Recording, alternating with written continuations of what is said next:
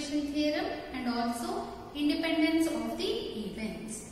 So multiplication theorem, we know that the intersection terms will be getting in terms of the conditional probability of the before events. And coming to the independence of the attribute, so the general condition is P of A intersection B is equals to P of A into P of B. So under independence of the events, we have studied the pairwise independent and also the mutually independent events. Pairwise means all the pairs in the set of all the different pairs on the set of the events should be independent, whereas the mutually independent, the pairs, the triplets, the 4 events, 5 events up to n events, all the simultaneous events should be the product of the separate probabilities. So that is the mutually independent events. So whenever events are mutually independent, we directly say that they are pairwise independent, right? Separately pairwise we don't need it. But the converse will not be true. If they are pairwise, it is not necessary that the events will be the mutually independent also. But if they are mutually independent, they are obviously pairwise. The reverse will not be true. Now in today's class, we will discuss some theorems based on the conditional probability and the independent of event conditions. So coming to the first theorem, for any 3 events A, B and C, we need to prove that P of A union B given C is equals to P of A given C plus P of B given C minus P of A intersection B given C.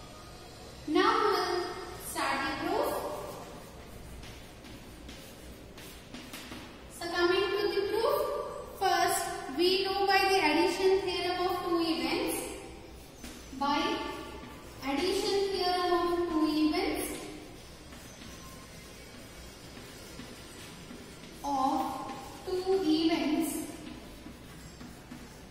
we have, so whenever we have 2 events, according to addition theorem, what is the condition?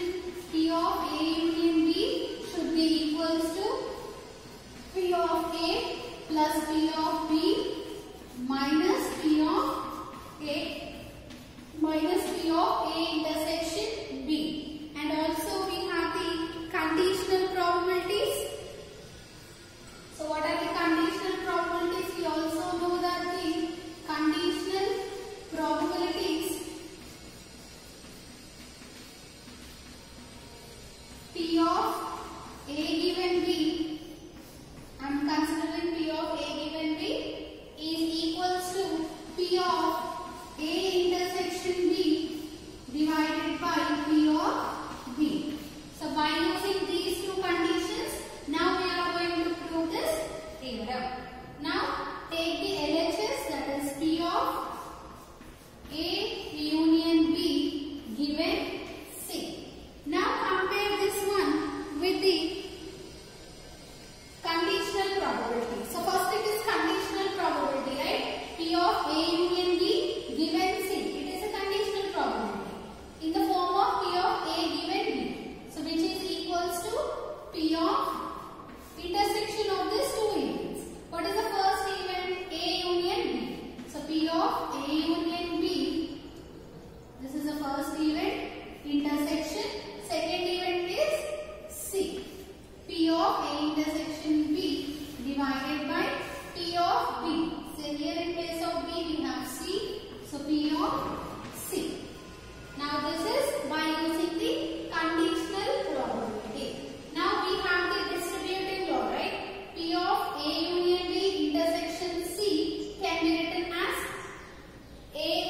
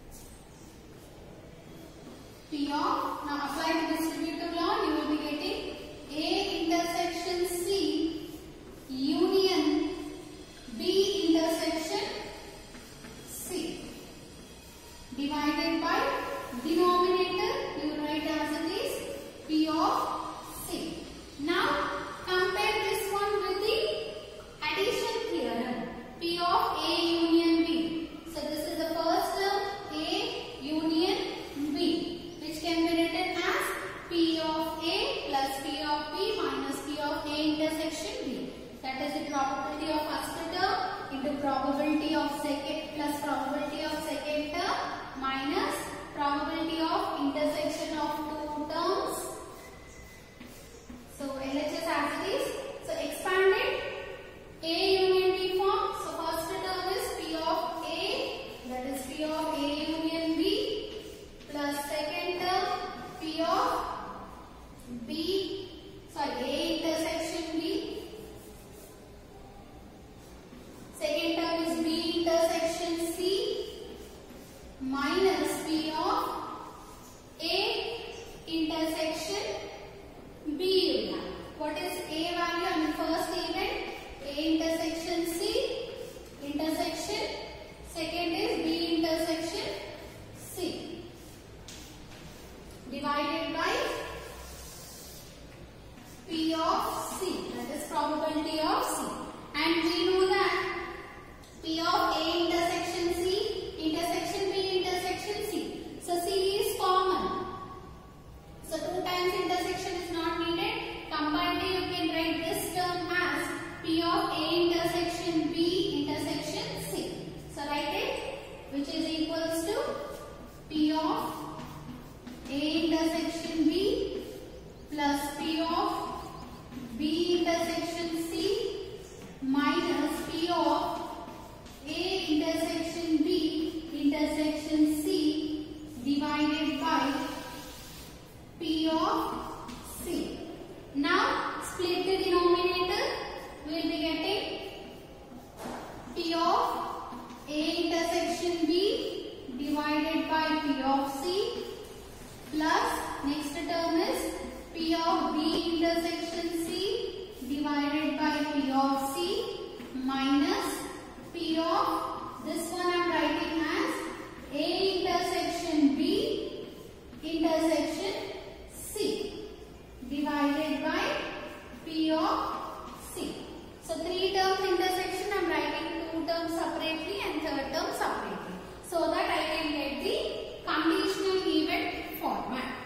So according to conditional probability, P of A intersection B by P of C is nothing but A intersection C it is. I have written by mistakenly A intersection B. It is A intersection C. So P of A intersection C by P of C is nothing but P of A given C. So which is equals to, write the left hand side, P of A union B given C is equals to, this is the conditional probability of P of A given C plus this is the conditional probability formula P of B given C. B intersection C divided by P of C is P of B given C minus, here I have written in terms of 2 events, right? A intersection B and C separately, which can be written as conditional probability of P of A intersection B given C. So hence prove whatever we got in the statement, hence it is proved. Now second theorem, theorem 2, the statement is for any 3 events A, B and C, we need to prove that P of A intersection B complement given C, that is the conditional probability of A intersection B complement given C plus P of A intersection B given C, the conditional probability of A intersection B given C is equals to P of A given C. Now coming to the proof. So in this proof, first consider the LHS. Consider P of A intersection B complement given C plus P of A intersection B given C. So this value is equals to, first we have to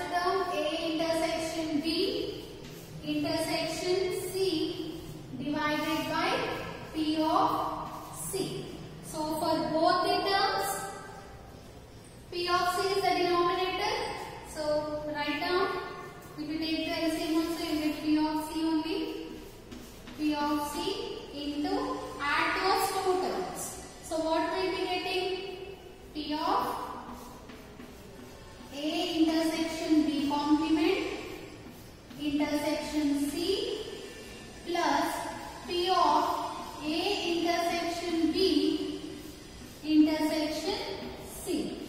So if you observe here, both the terms are similar, but only here we have the complementary event. For the same event, B is here.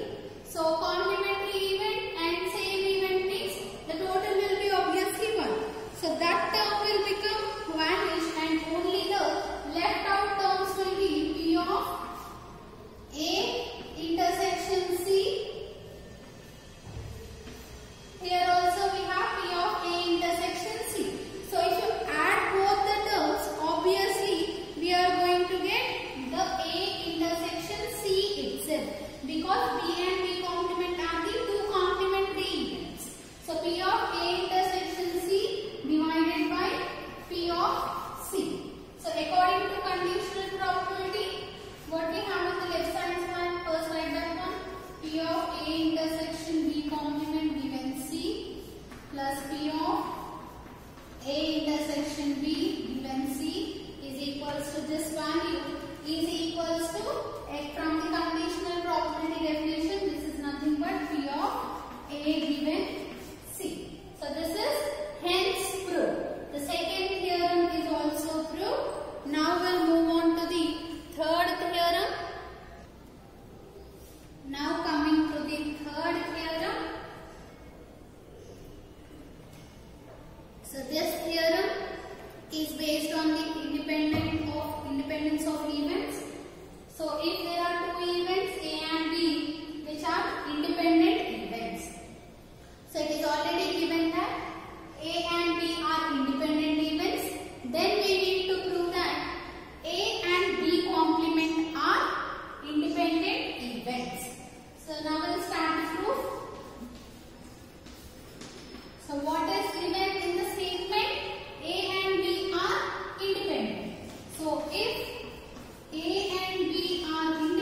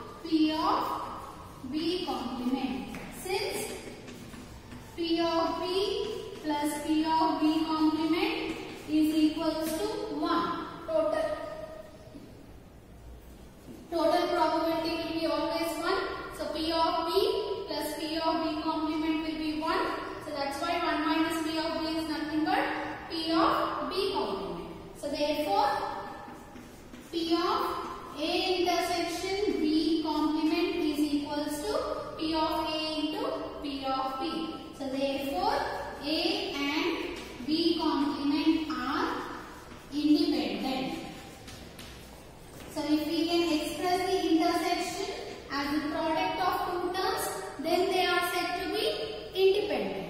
So same thing. Just we need to remember this. You have to remember this value. P of A intersection B complement. Since A can be expressed as a union of two disjoint events. So now we will continue with the next theorem, that is fourth theorem. Now the fourth theorem, which is very similar to the third theorem. So here the statement is, if A and B are independent events, then A complement and B are also independent. In the previous theorem we have proved A and B complement. Here we are proving A complement and B. Proof. So if A and B are independent, if A and B are independent, then what is the condition for independence? P of A intersection B is equals to P of A into P of B. So this is given in the statement. Now what we need to prove? A complement and B are independent. That means P of A complement intersection B should be equals to P of A complement into P of B. So in the last theorem, we have expressed the event A in terms of two disjoint events. Now we express the event B in terms of two events. What are those two events? A intersection B union A complement intersection B. So this is the union of the two events, means two are disjoint events. So P of B value will be equals to P of A intersection B plus P of A complement intersection B. So from this we need to prove P of A complement intersection B. So this term will be equal to P of A complement intersection B is equals to P of B minus P of A intersection B. If you want, you can write this one in the since part, but you have to remember those things. So now consider P of A intersection B is equals to, here you write down, we know that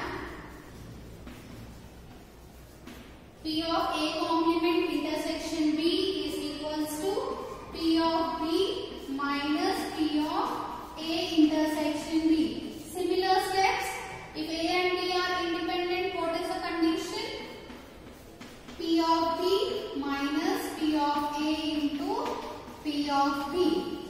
Now take out P of B common. So P of B common, 1 minus P of A. So what is 1 minus P of A? It is P of B A complement, which is equals to P of B into P of A complement. So therefore P of A complement intersection B is equals to P of A complement into P of B. So therefore if A and B are independent, A complement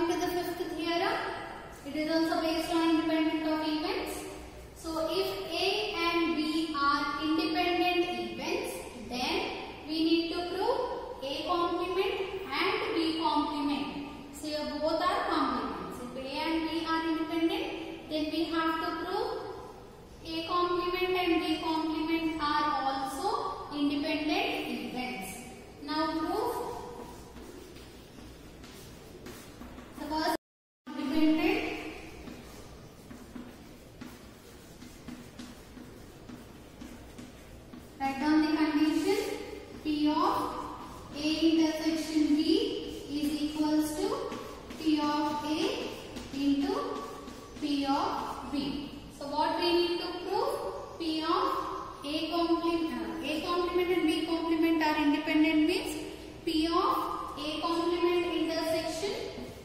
You have to prove this one. A complement intersection B complement is equals to P of A complement into P of B complement. So for this, first consider P of A complement intersection B complement. So this value can be written as P of A union B whole complement. So which law it is? This is by using De Morgan's law. By using De Morgan's law.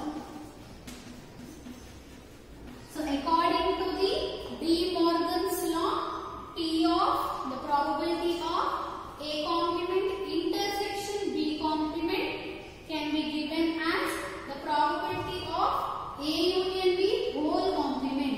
Here the complement is for the complete A union B. So this, the complementary event always can be written as 1 minus probability of that event. So this can be written as 1 minus probability of A union B. So since P of A complement is equals to 1 minus P of A complement. So this is the complementary event, can be written like this. So now, what is P of A union B value?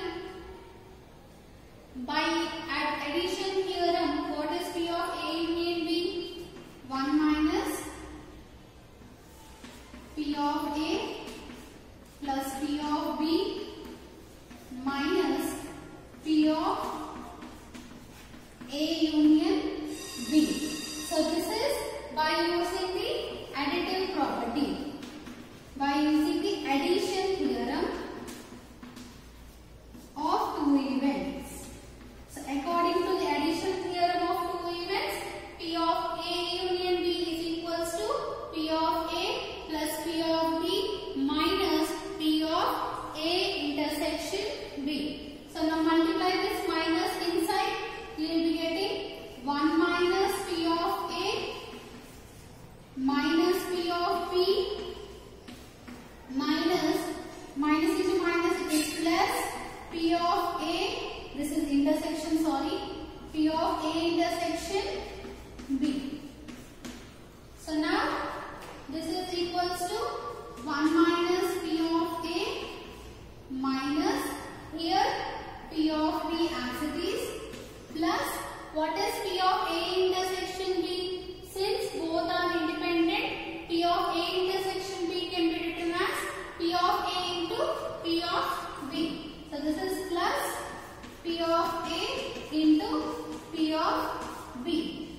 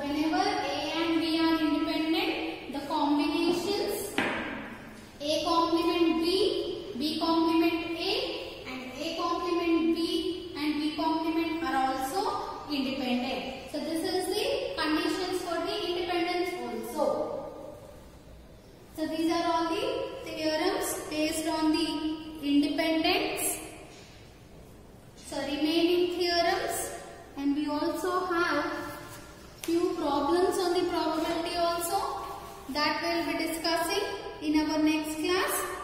So remember all the theorems.